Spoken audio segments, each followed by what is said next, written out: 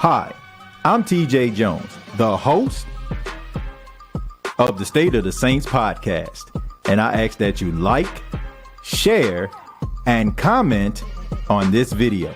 Thanks for watching. All I gotta say is, who dat?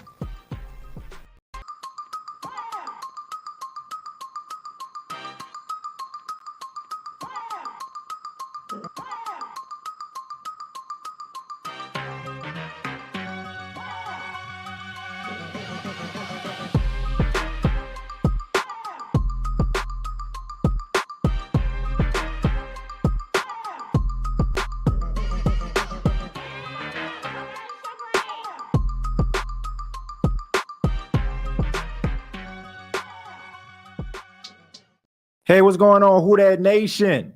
It is yours truly, TJ Jones, and yes, I am the host of the State of the Saints podcast.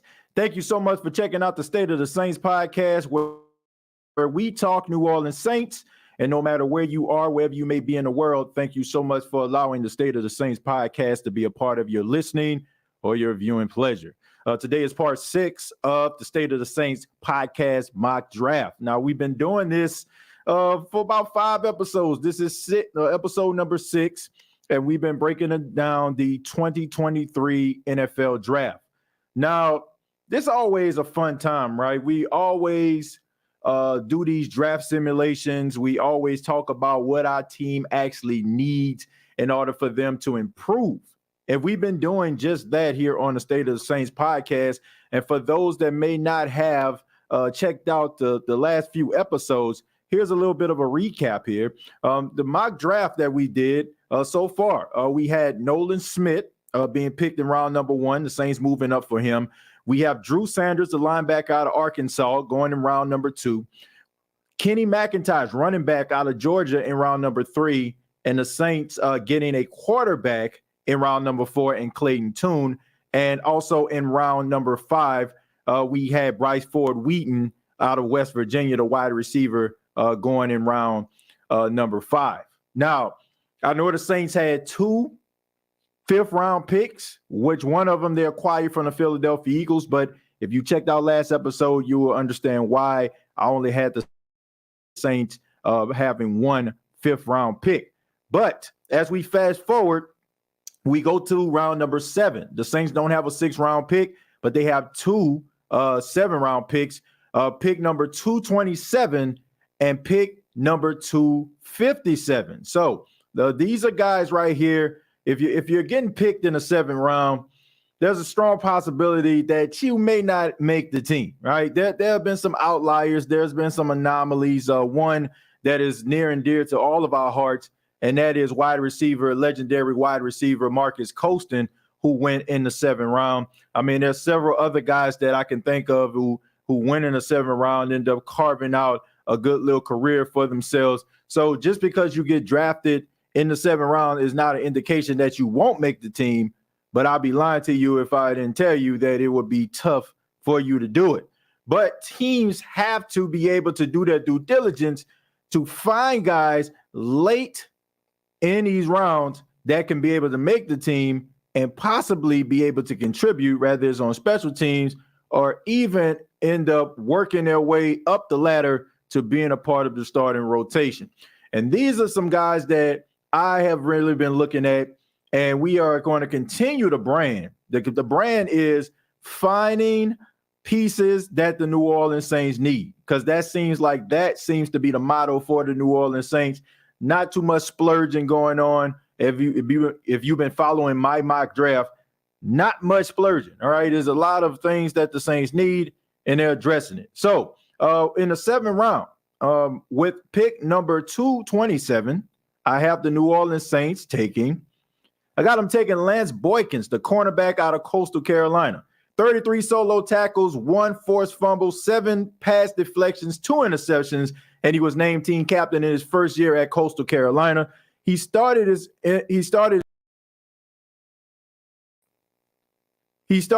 collegiate career at Old Dominion, and he ended up transferring to Coastal Carolina. And in his first year, he became the team captain. And as you all can see, I mean, the guy is big and physical. He's 6'3", 200 pounds. And I got the Saints selecting this guy because of his dog mentality. For those out there that love C.J. Gardner-Johnson, that like guys like Smoke Monday, you will love a guy like Lance Boykins because he has that level of confidence about himself. He's a guy that's not afraid to go up and make a tackle. He's not afraid to get in your face and let you know how good he is. And he has that level of confidence. I feel like even though if he was to get drafted in the 7th round, he won't play like it. And I also feel like with his big frame, him being 6'3", 200 pounds, I don't expect for the New Orleans Saints to keep him at cornerback, maybe try him at safety. I was looking at him, of course, because, I don't stay that far from Coastal Carolina. But the size and build of Lance Boykin is one of those guys that can transition to the safety position. And with his mind frame, he can be a very formidable safety in the National Football League. And I think that would be some great competition. Him trying to make the team might end up possibly making a practice squad, but still being a part of the Saints organization, maybe being able to contribute on special teams in order to help him build up his pro resume. And I think that he will be a good fit for the New Orleans Saints based on his leadership quality. Like I said, I mentioned that he was a team captain. And if you look at the New Orleans Saints, it seems like they are looking for guys who have been in those leadership roles. One guy in particular is DeMarco Jackson, the linebacker out of Appalachian State. He was a captain of the team. Clayton Tune is another guy who I have the Saints picking in the 4th round. He was a captain of his team. And all these other guys, they possess leadership qualities that I feel like teams look for, right? Because you not only want guys that can go out there and contribute on the field, but you want them to be able to be a really good, positive presence inside of the locker room. It's not just about being on the field. You got to be able to conduct yourself with your teammates, and you got to be able to ingratiate yourself into that culture. And I feel like every one of these guys that I have named so far fit that mode, and Lance Boykin is another one. Okay, with pick number 257, I have the New Orleans Saints. Look, first off, before I say this, I got to address this. There's an issue that we need to address, and we haven't really been talking about it. We kind of swept it under the rug, but it has been really noticeable if you think about it, and it has been the performance of Will Lutz. Will Lutz has been a really good kicker for the New Orleans Saints throughout his entire career. But the last couple of years, due to the groin injury, and last year, he left a lot to be desired. And in these games when they're nip and tuck, when you need a guy to be able to put the ball between the uprights in crucial situations, you cannot allow a guy to have a case of the yips to be a part of your team. And if he does have the case of the yips, you need to be able to push him in order for him to get rid of those yips. And with that, I have with pick number 257, I have the Saints taking Jake Moody, the kicker out of Michigan. He's a Lou Groza Award winner back in 2021, has never missed an extra point, and he's a 2-time kicker of the year, consistent All-American 2 years in a row, second team All-American, 2-time first team Big Ten. The guy is decorated, and not to mention, the guy won MVP of the East-West Shrine game that took place in Las Vegas. Needless to say that the dude is pretty doggone good when a kicker is winning MVP of an East-West Shrine game. The Saints need to address this issue with the kicker. Like, I just think that I understand that you like Will Lutz. I understand that you think Will Lutz is going to get through it, but you cannot afford to be around here waiting for Will Lutz to, kick and channel his inner Justin Tucker. It's just not going to happen. You need to have competitions at every stop, right? You cannot have guys coming in feeling like they got the job in the bag. And I just think that it's time. Will Lutz has been great for the New Orleans Saints, but this is a results-driven league. This is what have you done for me lately? And no disrespect, but even if Will Lutz, if he was being honest with everybody, he would tell you that he hasn't been that good. And he hasn't been good enough for you to be, confident going into 2023 that he is going to give you the best at the kicking position. And we've seen this before. It's not like this doesn't happen all the time. We see guys who have a good run of consistent kicking just falls off the face of the earth. Like, for example, like guys like Greg Zuerlein. Like, I know we all know who Greg Zuerlein is. He's the guy who kicked the Los Angeles Rams into the Super Bowl NFC Championship game when he kicked that 57-yard touchdown. He was dubbed Greg the Leg. And then all of a sudden, his leg just went kaput, and then he started traveling around the league. There are so many other guys that I can think of that come to mind when I think about great kickers, and then they get the case of the yips, and they're never the same. Now, I hope this is not the case with Will Lutz, but the Saints cannot afford to be going around here hoping and praying and wishing that Will Lutz gets it together. You got to be able to get a kicker that is going to be consistent, that is going to make the extra points, that is going to be clutch. And Jake Moody has proven that he has been clutch in some very clutch situations for the University of Michigan. Go back and watch him. I understand that the kicker position isn't everybody's cup of tea. It's not the most exciting thing in the world to watch a guy kick a field goal. But when you really need a kicker and you see a guy like this out there performing at a high level, and you know that more than likely kickers are those undrafted guys, I'd rather take a draft pick on a guy that I have there's a strong possibility he can make the team versus a guy that I'm probably going to have to release after OTAs or minicamp or something like that. So those are my picks, man. Those are my 7-round picks. That's who I feel like the Saints need to go after. Lance Boykin, I think they maybe, change his position from cornerback to safety due to his size. And Jake Moody, a guy that is consistent at kicking and a guy that can compete with Will Lutz. And if Will Lutz beat him out, then it is what it is. But I think that this guy has what it takes to push Will Lutz and let Will Lutz feel the pressure. I mean, that's just my honest opinion on that. But let me go ahead and read some of your comments, and then we'll go from there. And let's see. It says, hit the like button and subscribe to the SOTS on your way in. I appreciate that, King Arthur. Yeah, if you like the show, please hit the like button. If you enjoy the content, please hit the like button. If you're new and you're still on the fence, hopefully by the end of this show, we'll convince you to hit the subscription button. But if you've been watching the State of the Saints podcast and you never hit the subscription button, please do so. We're trying to get to 10,000 subscribers. We're almost there. So if everybody just hit the subscription button, if you have not already, or if you're new, once again, hopefully you'll hit it by the end of the show. We'll get to those 10,000 in no time. Says, Lutz doing somewhat like Hartley, great few years, got hurt and went down. Well, like I said, I don't know if this is an indication of things to come, or it's just the fact that, maybe he was hurt. Maybe he was hurt, and maybe we're being a little bit too hard on him. But all I know is you got one job, right? You got one job, and your job is to make field goals. And when you're not making field goals, right, you might miss one, and then people are like, it's okay. But when you're in those nip-tuck games and every point counts, possessions count, yards count, time of possession counts, and you need your kicker to go out there and make a field goal, and he's sending them wide left, wide right, hitting the goalpost. Like, you ain't got no time for that, right? For the last, let's be real about this. For the last couple of years, the Saints kicking game has been trash. Now, Will Lutz got hurt during that time where it was really abysmal, right? You know what I'm saying? When they got Rosas and all them other guys to come in, I mean, it was god awful. But he didn't make things any better, and he didn't give you this sense of confidence last year that, the worst is over.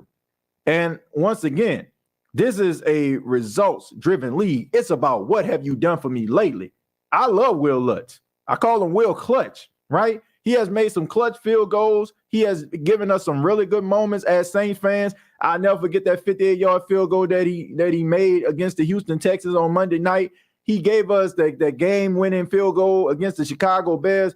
The list goes on and on. I get all that. But once again, what have you done for me lately? And when your job is to kick the ball between the uprights and you're at 72%, no, sir. Okay? No, sir. That is not going to do it. Well, excuse me. My bad. Let me give him a few more decimals here. 74.2. Okay? But still, That's not where you want to be as a kicker. And that's not what fans want your kickers to be. Okay. Those are the type of guys that are looking in the classified pages looking for a job. And once again, I don't know if it was the fact that he came back and he was still dealing with the groin injury, or just the fact of what's to come. But as a organization, you can't afford to figure that out. You can't. You got to allow him to come into camp and have somebody compete with him, not just some guy who's not that good or average, right? Because he's going to beat him out. But a guy like Jake Moody, who is going to be a really good kicker, in my opinion, okay? I'll be shocked if this guy is not a good kicker in the National Football League. But once again, get a guy like this that's going to be able to push him to his limit and help him understand, like, if I don't be on my A game, I can lose my job, period. Already read that. Thanks, TJ. I just spoke on him. Yeah, I mean, look, we don't pay attention to these things. Like, we don't pay attention to a lot of special teams guys. We don't pay attention to punters, and we don't really pay attention to kickers. We just don't. We just don't. Like, and the thing about it is, it's one of those positions you don't really pay attention to until something goes wrong. Like, when a kicker misses a field goal, you're like, man, what's wrong with him, man? We need a kicker. Or we need a punter. Like, when guys are showing you like a thing that's reoccurring, like issues that's reoccurring, like, you can't just like sweep it under the rug and say we're gonna get them again next time. It's just not gonna happen. And once again, I hate to be beating up on Will Lutz like this because I like him, but that's with any job. You can't just phone it in and just rest on. You can't just be resting on your resume, right? You just can't. You got to constantly build your resume. You just constantly got to do that. You can't just be sitting up here like, man, I made a 58-yard field goal against you Tech back in 2018. Who cares, right? It's about what you did in 2022 and in 2023, right? And if you're not doing your job, if you're leaving a lot to be desired, then guess what, man? It's time to go up in there and find somebody else that's going to compete. And if that person is better than you, then hey, it's a results-driven business. Once again, no offense. I don't know if Will Lutz watched this show or not, but it is what it is, man. I'm sorry. OG like he good, give him to me. Kicker luxury pick. I don't think Saints have the luxury. Yes, I feel like the Saints do. First off, once again, give me some 7-round picks over, like just consistently that are just coming out here just being all pro bowlers. If you find a 7-round pick that can contribute in a major way, that can give you average, above average, that is a testament to your scouting department. See, we come up in here and we just talk about like these draft picks, like every last one of these dudes are going to save the organization. And that's just not the case, right? Who is this? Jordan Jackson? Like Jordan Jackson, I think he was the last pick for the New Orleans Saints last year. Jordan Jackson isn't even on the team, right? I think he played for the Denver Broncos now. You look at some of these other guys that they've gotten in the 7th round. These guys aren't even on the team. 6th round, what Tommy Stevens, like where he at? All I'm saying is, look, I'd rather draft a guy that I know has a strong chance of making the team in some capacity. Rather, it's a guy that I feel like can be a work in progress and eventually become a steady Eddie or a consistent player, a part of the rotation, or a guy that I can build up and create a lane for, and he can live up, he can exceed expectations, I should say. But we look at all 7 picks like all 7 of these dudes gonna make the team. That's just not gonna happen. Yeah, let's go back. Let's see. Let me take a look. And I'm going to type in Saints 7-round picks throughout history. That's what we'll do. Okay. And we'll just look at it like this. Let me just see. I just want to see who the Saints have gotten in the 7th round. Okay. Who have really truly made a difference. Okay. Lasco, they got him in the 7th round. Is he still on the team? No, he is not. I mean, you have some other guys that are out here. Marcus Murphy. I mean, he was pretty good as a kick returner, but Didn't stay with the Saints very long. Went to the Jets. Am I mistaken? I mean, the list goes on and on, man. I mean, these guys that come to this team, they're just trying to make the team.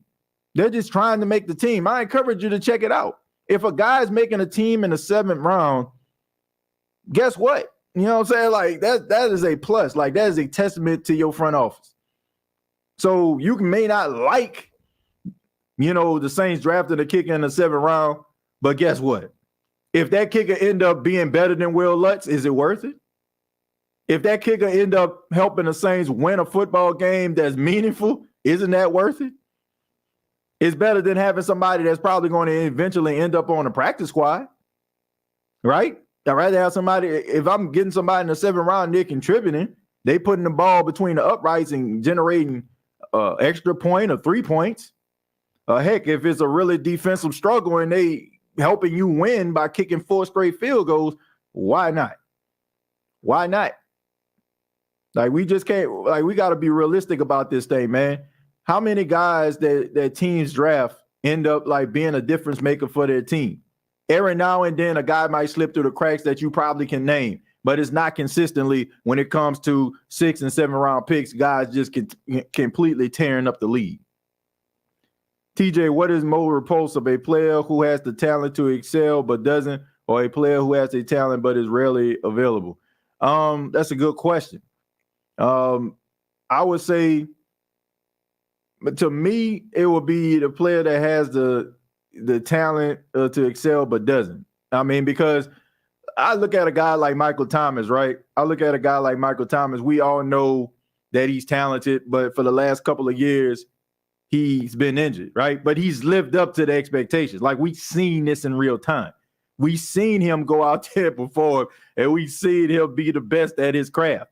Versus a guy like we are just hoping and wishing every single year that he's going to pan out, like Marcus Davenport, right? Oh, man, he's going to get 10 sacks this year. Or Jadeveon Clowney. Oh, he's going to finally live up to that hype. Like, it's probably more frustrated and more repulsive looking at that than it would be for a guy being injured. Like, to me, you kind of feel bad for the guy that's injured, right?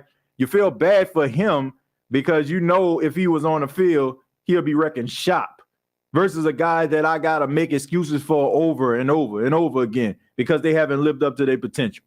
So, yeah, I would have to go with the guy who needs to excel but doesn't, has all the tools but just don't live up to the hype. I will say that. Let's see. What about the one in the Rams game? Yeah. Lutz brushed with aim and miss. TJ, do you have us addressing the offensive line? No, I didn't have the Saints addressing the offensive line because the Saints have signed a couple guys on the offensive line. I mean, you still got Lewis Kidd there. I think you got Strom. And I think the guy from he played for the Chargers. They just signed him. And I just think that, the Saints probably end up finding somebody that's an undrafted free agent. I think they probably going to end up getting an undrafted rookie that can probably come in and play on the offensive line. So, no, I don't have them getting the offensive lineman. But, I mean, it's not out of the realm of possibility, especially like some of those later rounds. You probably end up drafting one. Devin White requested a trade from the Bucs. Should the Saints make a trade for him? He's a great linebacker, but do you think he's a fit? Look, like, no matter what we may think about Devin White, the dude is good. And I always say this all the time. The reason why we get so upset at guys like this is because they are good, right? I think the guy can fit in any way he goes because he's that good. Would I want Devin White on the Saints team? Yeah. I mean, he's good. He's a really good football player. So, of course, I would want him on the team. Do I think some of his tactics are Bush League? Absolutely. But that doesn't take away from the fact that he's a really good linebacker and he's a problem. But, yeah, I mean, I think he'll find a home somewhere, regardless. I honestly don't think that he's going to leave. A lot of these guys do this stuff and they put their stuff out there for the organizations to react and try to do things on their terms, right? Instead of like them waiting around for the organization. So they put that out there. leak that type of information to the press in order to put pressure on the organization. So I don't expect for him to leave. I expect for them to get some stuff done. I mean, we've seen this before, man. I mean, what Xavier Howard tried to do the same thing, wrote this letter. Lamar Jackson just recently did the same thing. Like, we see guys requesting trades and nothing really happens. So until it happens, I'm gonna just say that he just bluffing right now, and he hopes that the organization blinks. The Saints team don't have a lot of holes at all. Well, I think when you think that you don't have a lot of holes, you got a lot of things to fill. Like you got a lot of situations. Like, I don't feel like they should leave any stone left unturned. Like, you should never feel comfortable. I remember last season us talking about the wide receiver position, and we deep. We got Olave, we got Thomas, we got Landry, we got and all of a sudden, like, we realized how paper thin that wide receiver room was in reality. So even though it looks like you don't have many holes or many issues with depth, I still feel like you can improve. And just because you got positions and guys at certain positions that are filled, doesn't necessarily mean that you shouldn't be looking for a guy that could possibly give you something better. So I don't think you should ever just quit and be like, oh man, we good, man. We drafted a 7th round, cut them, and signed undrafted players. Exactly. Pretty much. Let's see. Isaiah Bachenko. You got Brock Purdy. But yeah, TJ, them good organizations, 7 rounds. Yeah. Look, all I'm saying is, look, there's always exceptions to the rule. Like, just because you can find some guys, that doesn't mean that it consistently happens. Think about this. Think about this, though. That's a good point, King Troll. Some great guys that you just named. Pacheco came in at the right time, played an outstanding playoffs, right? I mean, gave the Chiefs exactly what they needed. So did Brock Purdy when you had Garoppolo and Trey Lance go down, right? That's great. But why are those guys being celebrated? It's because of where they got drafted. If these guys was getting drafted in the 7th round, and the 7th round produced consistent, really good players, would this matter at all? It wouldn't. That's my whole point. Like, so when you have guys like this, it's an outlier. It's an exception to the rule, right? It's the reason why we celebrate guys like Marcus Colston so much. It's the reason why you celebrate guys like Tom Brady so much. When these guys are getting drafted this late and they perform and exceed expectations, it's a plus, right? So you're all like, you can name, like, if I was be like, man, not many players, go into the 6th round, get drafted in the 6th round and make a team. You always, if you do your due diligence, you're going to find some guys. Man, this dude, and this dude. But I'm talking about consistently. Like, if you're picking in the top 10, out of those 10 players, somebody is going to be good, right? You got some busts. You got some guys that ain't going to live up to the hype. But more times than not, if you're picking in the top 10, you're going to find a guy that is really, really good. All right? In the 7th round, not so much, right? The percentage is higher for you to find somebody that is going to be a game changer and a generational player in the top 10 versus it being in round number 7. Not to say that those guys don't exist. I'm just saying that they don't exist as much as guys in the 1st round. That's my whole point. Like, there's like, what you're saying is true. There's always exceptions to the rule, but we celebrate those guys because of where they were and where they were positioned. And that's the reason why they're celebrated, right? If Pacheco was doing what he was doing and he was drafted in the 1st round, would we care? Like, will we be having this conversation? No, he'll just be, well, you're supposed to do that. Like, you're in the 1st round. So is Brock Purdy. If he was drafted in the first 2 rounds and he was doing this, nobody would care. But it's the fact that these guys got drafted late. That's what makes them so special. Just like any other player, if you find them in the late rounds and they perform at a high level, they're going to be celebrated just like that, because they're not supposed to be in that position based on what history has shown us. But yeah, I agree with you. I mean, like I said, there's always exceptions to the rule. TJ, you heard about the ex-LSU linebacker that plays for the Bucs, White, asked to be traded. Yeah, I heard about that. I heard about Jeff Okudah getting traded to the Falcons, from the Detroit Lions. So a lot of things going on in the NFC South, The Saints can't afford Devin White if he does decide to leave. I think that we can just stop with this whole the Saints can't afford this, Saints can't afford that. We all seen that if the Saints want somebody and they really want that person to be a part of the organization, they'll get it done. All right. People didn't think the Saints could afford Derek Carr, but here we are. Pacheco put up at least 1,000 yards. No, he on already Super Bowl ready team. He didn't turn team around like Colston did. Well, look, the dude, let's not minimize what the guy did. The guy was running the ball hard. He's a really good running back, got good field vision, catch the ball out of backfield. And with the loss of Clyde Edwards-Helaire, he was a godsend, right? So we can talk about teams and all that kind of stuff. But honestly, it's funny you say this because who's to say if Marcus Colston would have landed in a different spot, would his career have been different?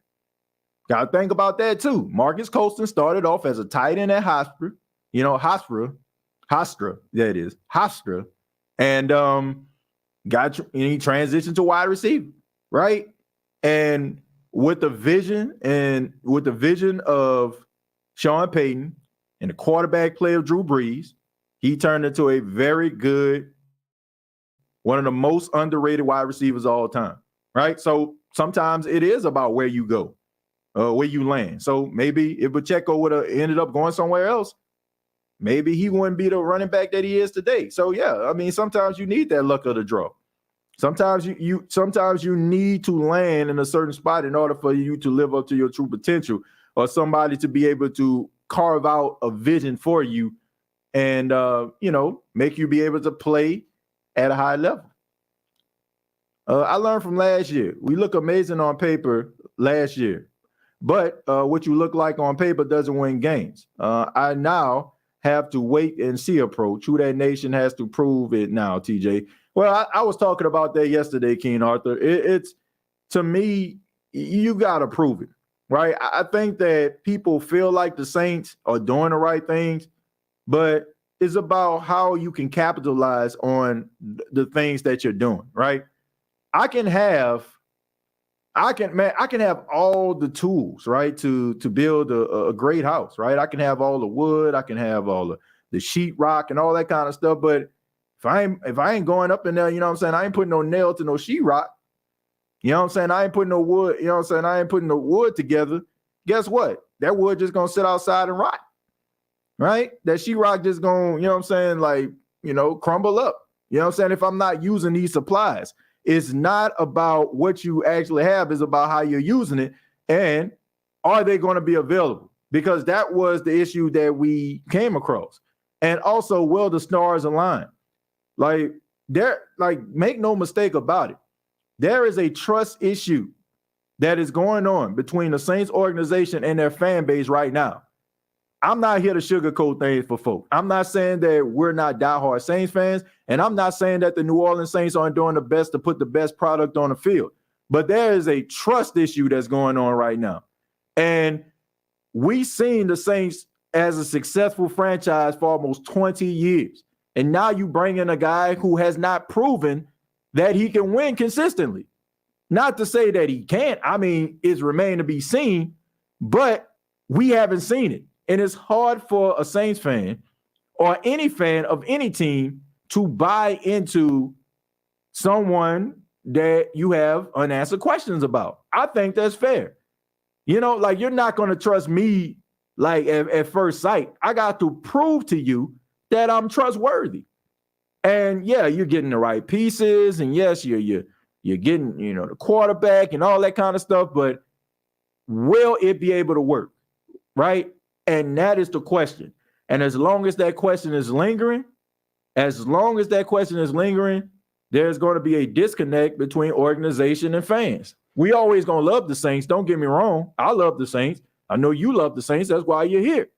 But we need to see it, right? We need to see if this for real. And no matter what you put on paper, look,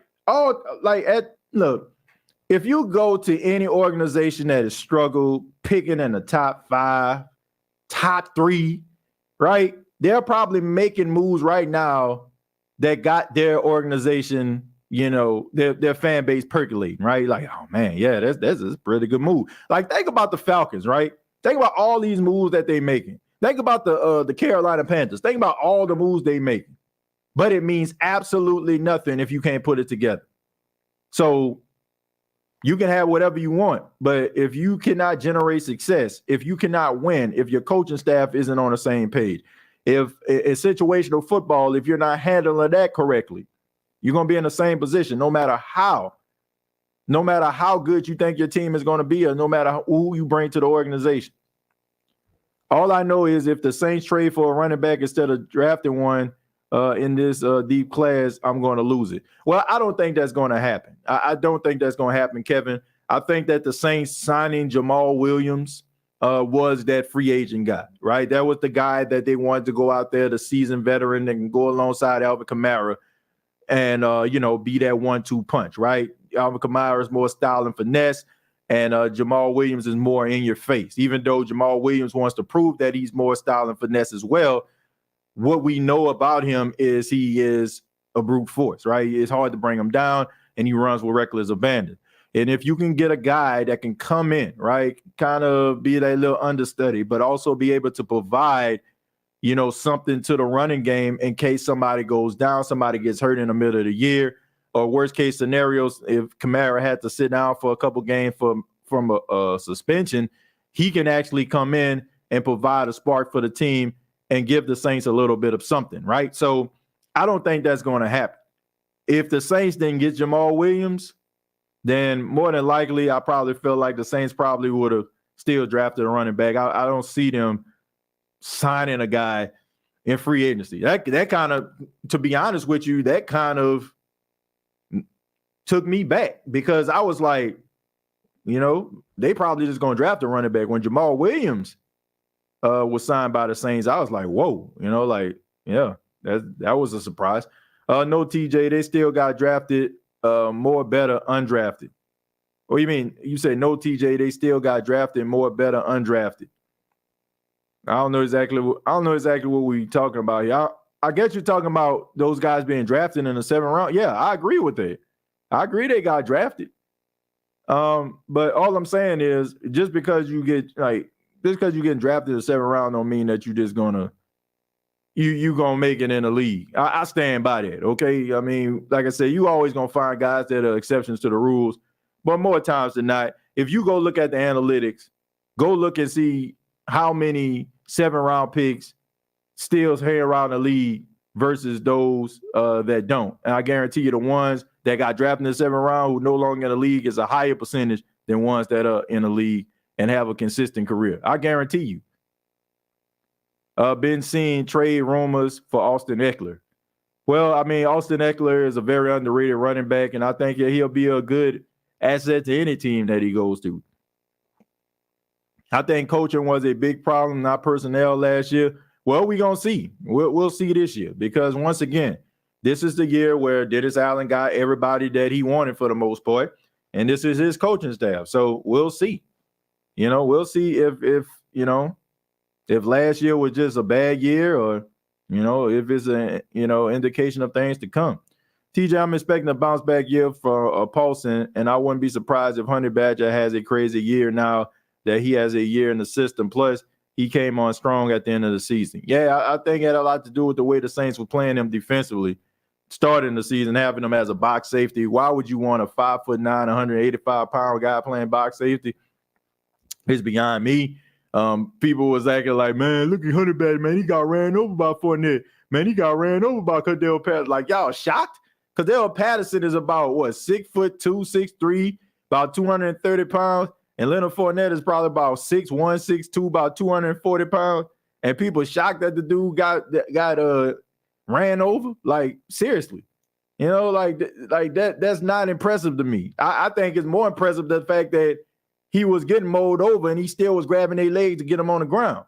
See, we get so impressed that, oh man, look at the hit stick, but dude still made the tackle, right? It's almost to me like when a dude when you laying up and somebody block your shot, but you get your rebound and you put it back. Okay, yeah, but I still scored.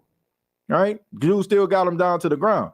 But towards the end of the season, you start to see him play more of that traditional role that he played, looming in the middle of the field and making plays. And he's smart enough to be able to dissect those plays, and we've seen it pay dividends. What do you think of Dorian Thompson, the quarterback out of UCLA? He seems like a successful college quarterback. Well, he is. I think, look, I feel bad for him, saying, man, because here's the reality. I think a lot of people aren't talking about Thompson. It has a lot to do with the fact that he plays for UCLA, right? If you are on the West Coast, around the time UCLA plays, right, it's maybe 7, 8 o'clock, right? But where I'm at, it's like 10 o'clock, 11 o'clock at night, right? So they playing in the middle of the night. Games be over like 1, 2 o'clock in the morning. If you are Central Standard Time, it's 2 hours, from the West Coast. Me, once again, is 3. So I don't think a lot of people are staying up watching UCLA play. It's almost like with Caleb Williams. Like, Caleb Williams was also, really good. Of course, he won a Heisman. But I don't think a lot of people, really saw him play like that, right? Until, people just started talking about, oh, this guy's Mahomes-like. And then all of a sudden people wanted to stay up a little late.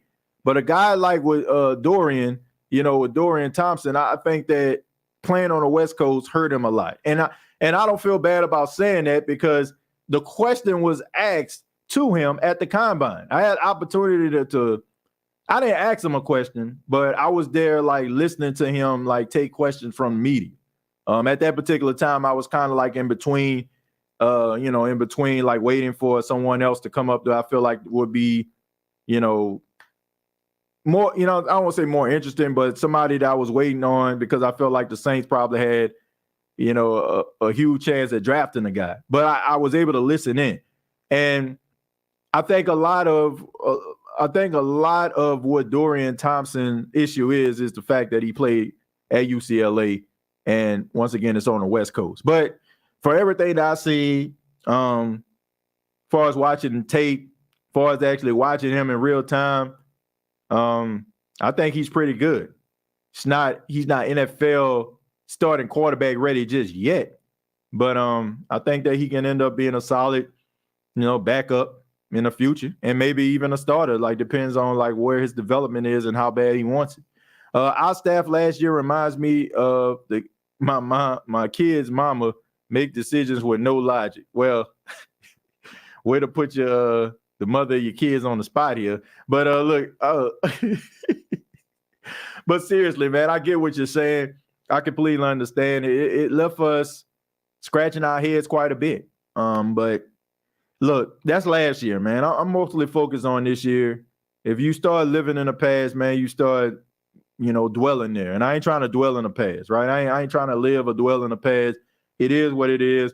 We were so upset, the shows and the podcasts, and, it pretty much is self-explanatory if you go back. But I'm embarking on the future, and I'm giving these guys an opportunity to change my mind. I'm open. I want them to change my mind. I'm not sure Allen can lead a winning team, and that's fair, and that's fair to say. And look, y'all know me, man. Look, I love this organization. I got respect for everybody in that front office, but you got to be real. You got to be real with yourself. They know for a fact that this is a results-driven business, okay? I don't feel bad about saying this. I am not going to hold my tongue for this, right? Because I'm a man of the people first, okay? Positions, credentials, all that kind of stuff. Look, I don't care. If I have to give that up and to stay true to myself, then it is what it is.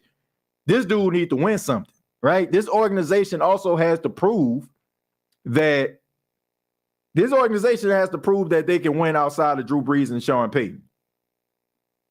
The question marks are out there, right? Can this team win post Drew Brees, Sean Payton? Can Dennis Allen put together a successful season? Something he has not done.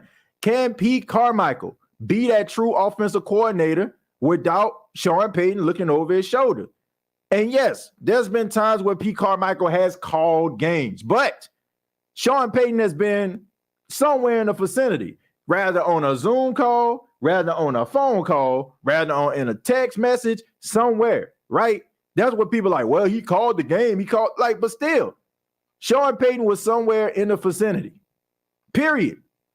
So you have to prove that. You have to prove that you can sustain success as an offensive play caller without Sean Payton being anywhere in the vicinity. And Dennis Allen has to prove that he can sustain and he can put together a winning season because he's never done that.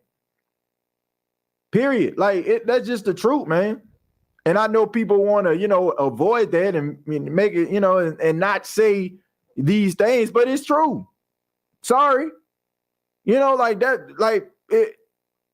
People want something to cheer for. People want this team to be successful. But people are not just going to, not say anything or, saying, they'd be like, okay, man, y'all got it. Like, come on, man. Like, no, y'all don't. Not for what we seen. 7-10 ain't cutting it. It's not.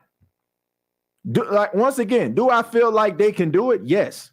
But what way I feel is irrelevant. It's irrelevant. The way, if you are super optimistic, the way you feel is irrelevant. Sorry. It's about what you do on the field in crucial situations. And can you sustain success throughout 17 games? Can you do it? That's the question. And that's the question that needs to be answered. But once again, I am giving them the opportunity, and I'm talking to Saints. I'm giving the opportunity to prove it to me. And there are no more excuses after this. Like, there are no more excuses. Now, injuries happen. That is true. But you got opportunity to show people what you're made of. You brought in your guys. You're selecting your players. You even got your quarterback. That was the quarterback that you drafted in Derek Carr.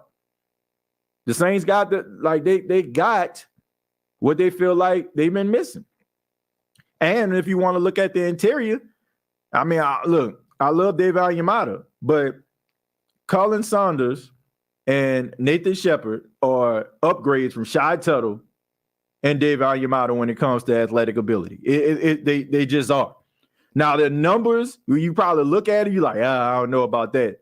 But you have to look at these guys being a part of a rotation and them being able to, compete with other guys. And I expect Nathan Shepard to play much better than he did for the Jets. And I expect Colin Saunders to really show people how special this dude is. Like, dude is a true athlete.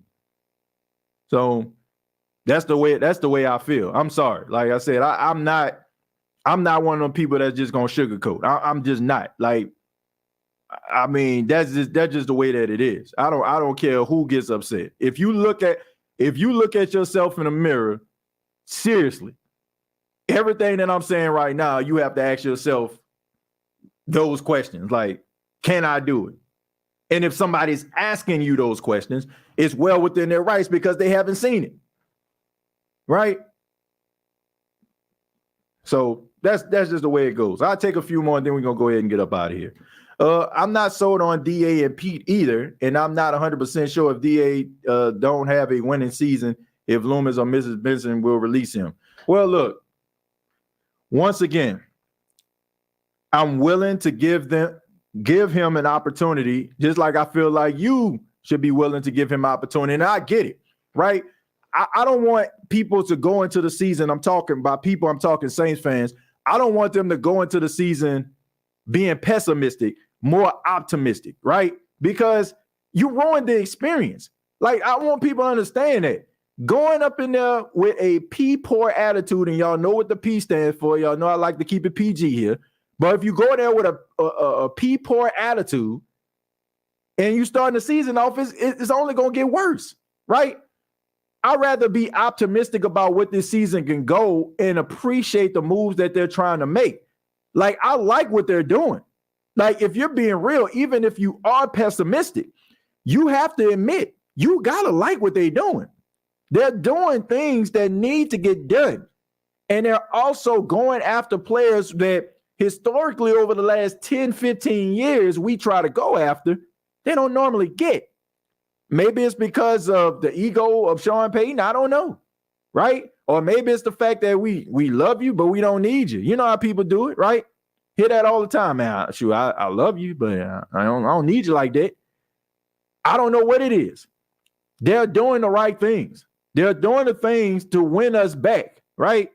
You know what I'm saying? Look, you ever screwed up as a man? You ever screwed up as a woman? Right? You know what I'm saying? You go out there, you put the boom box by the window. You know what I'm saying? You dust off that old CD. You know what I'm saying? That talks about love and all that kind of stuff to try to win that person back. Flowers and candy. Y'all know what I'm talking about here, right? You know what I'm saying? You do all those things to try to win that person back. They're doing that. They're doing it. They're doing it. They're doing the things to try to win us back because that wasn't it, right? Watching a team go up against the Carolina Panthers, Saints going up against Carolina, and watching a quarterback throw for 40 yards in a game and watching the Saints lose like they did in the final game of the season. Everybody morale was low. I don't care if you was the most diehard Saints fan on this side of the Mississippi, this side of the Atlantic, your morale was low, right? It just was. But watching what they're doing this offseason is winning you back. And when somebody win you back, you want to keep that feeling going. You got to keep that momentum going, man, right? You can't just be like, oh, I got you flowers and candy. Oh, man, yeah, you got, I ain't sleeping on the couch no more, right? Nah, bro, you got to, you know what I'm saying, you off the couch, but you got to continue to be consistent, right? You got to continue to put in that work. They got to continue to put in that work, man. And like I said, they doing all the right things. So I'm willing to, I'm willing to accept that. I think that Saints fans should accept that.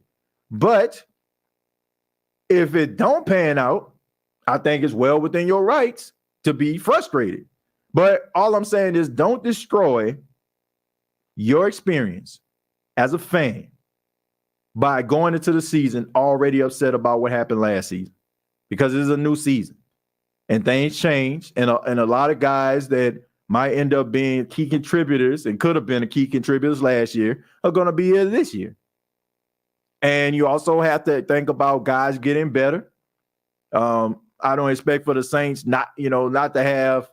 I don't expect the Saints to have 4 interceptions in 1 year. Like I expect for them to have more. I expect for them to have a little bit better at the pass rush. So that's just the way I'm doing it. That's how I'm doing it, man. And I'm not telling you what to do. I'm just encouraging you to let you know that you shouldn't go into the season like that. Like I don't think that you should go to bed angry. I don't think that you should automatically just think the worst is going to happen before something actually happens. And I feel the same way when it comes to this team. Man, and Taysom Hill was wide open for that touchdown the last game, but the red water gut didn't look at him. Yeah, I mean, look, that game was god awful. It was terrible, and it's the type of stuff that you want to burn. You know what I'm saying? You burn that tape. And I'm pretty sure they did just that. I'm optimistic about the season for sure, but I'm loving the moves they're making, especially letting LSU in the building. I want at least a 12-win season and at very least watching that trash last season. Yeah, look, I think that people just want better results. They want better results. They like 7-10 once again. That is not cutting it. And you want better results. And look, if you're going to the games and you're paying your hard-earned money, or you're taking time out of your busy schedule on a Sunday afternoon, right? You want to have an enjoyable experience. Here's the thing: we watched the Saints lose. Like before all this stuff happened, we watched the Saints lose. But there was one thing about the New Orleans Saints that you can never say when Sean Payton and Drew Brees was here that they were boring. There was like you cannot say the Saints were boring when Drew Brees and Sean Payton were here.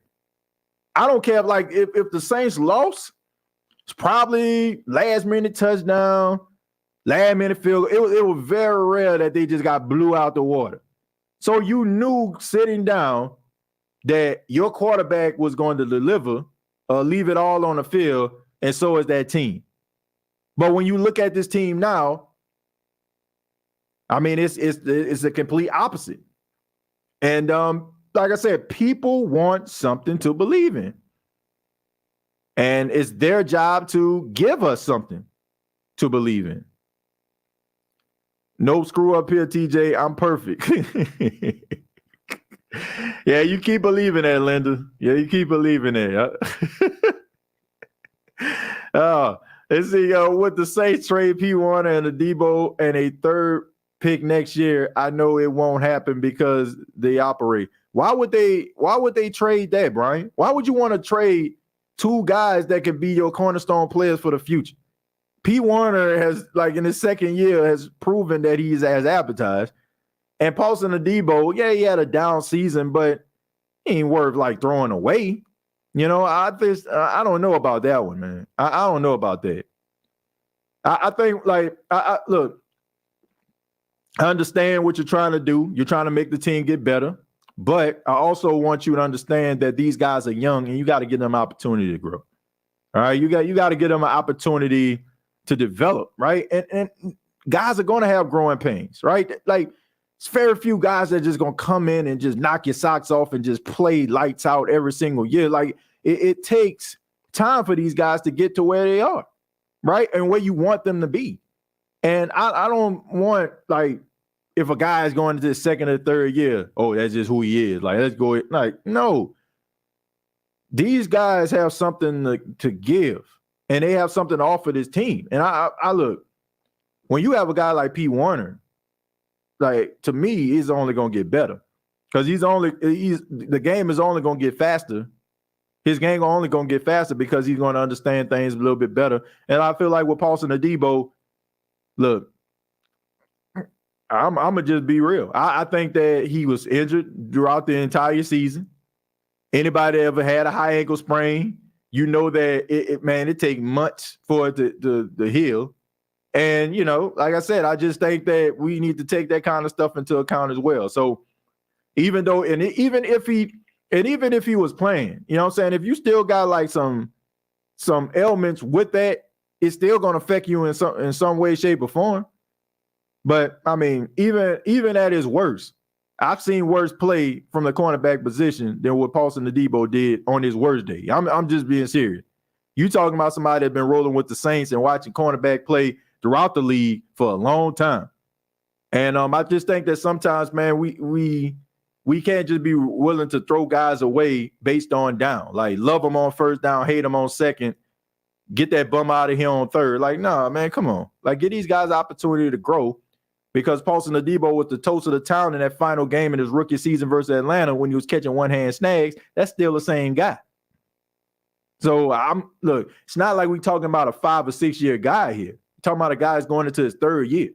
So let's get. I'm a Adebo fan. I like the guy. I think he's smart, and I think that it would be a huge mistake you getting rid of him because he's only gonna get better. Devin White be hurt a lot too.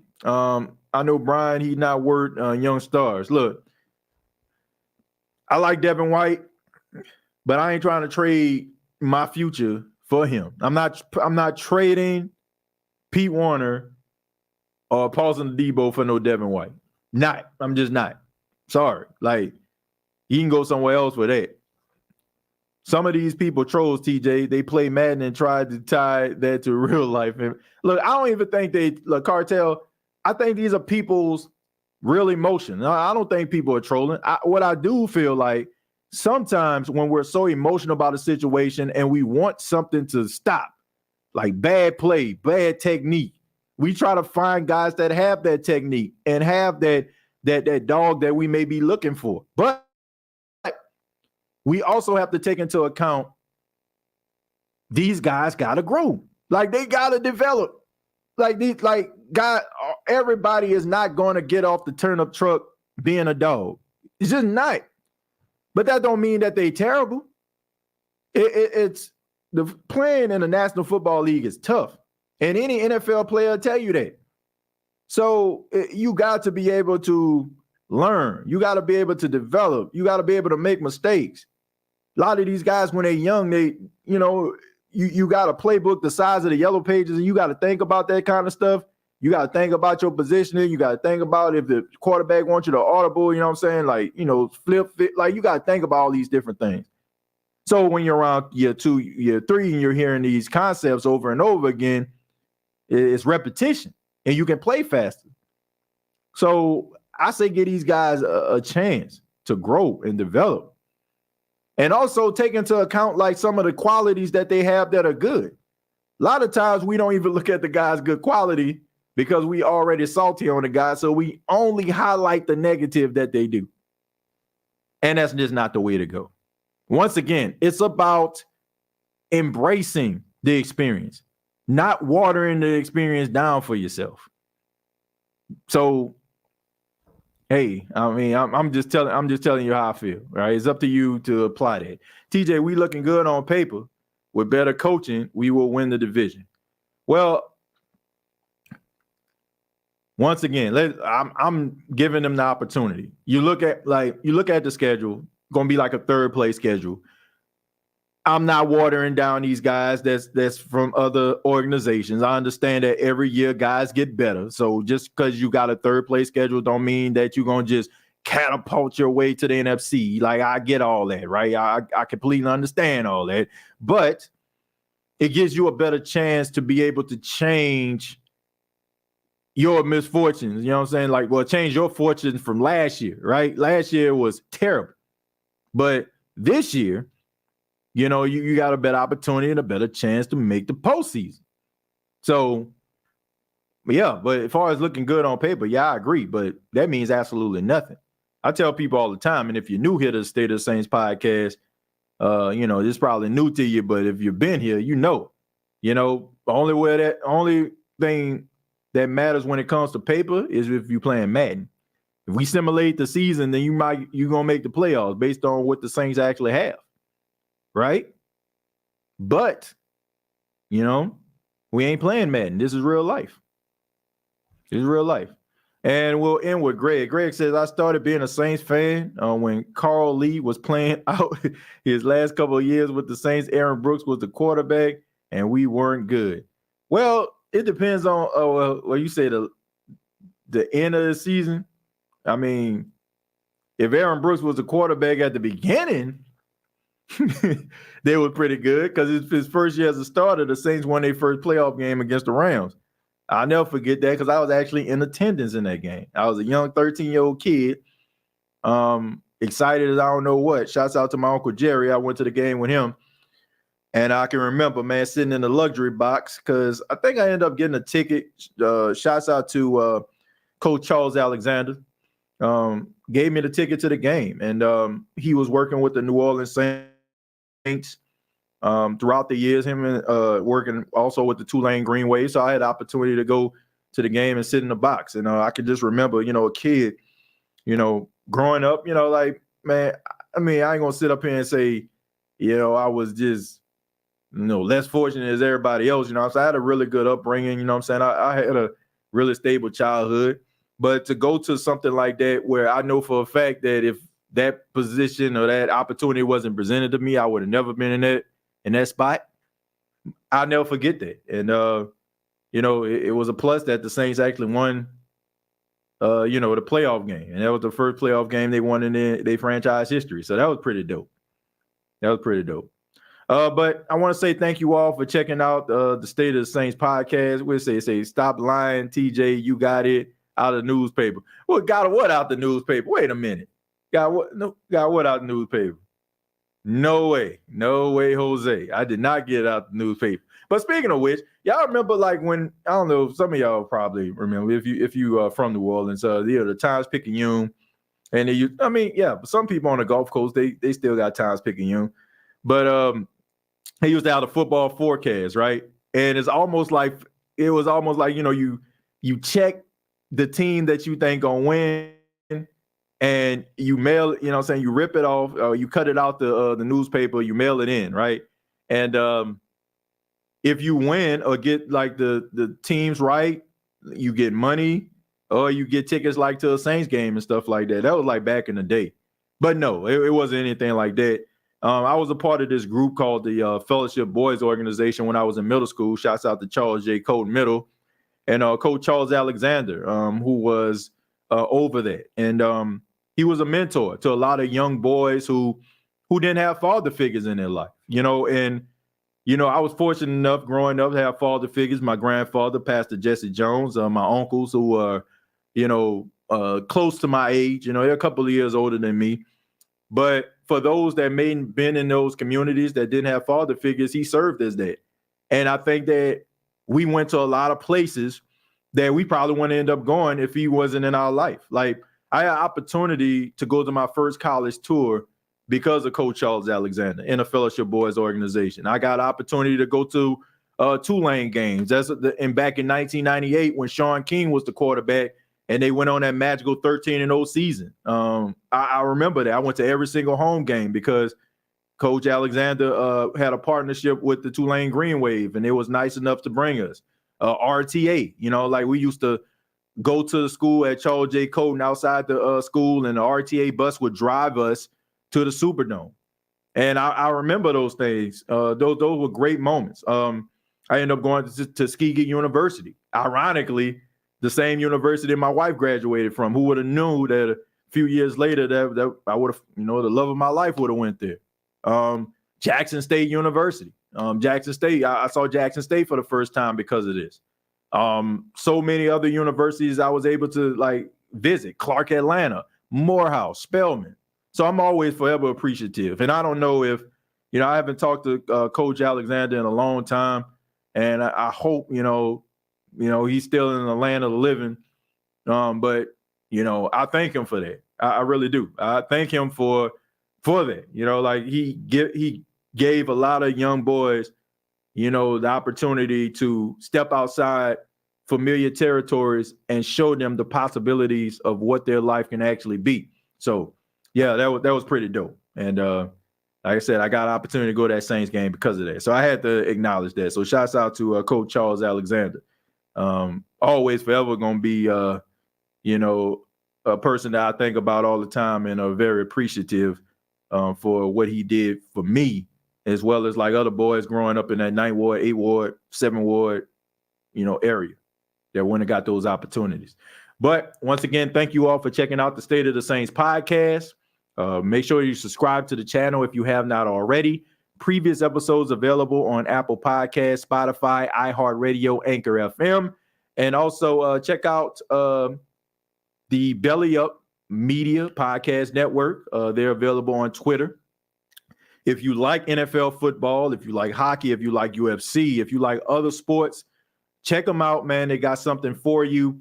Make sure you follow them on Twitter, Belly Up Media.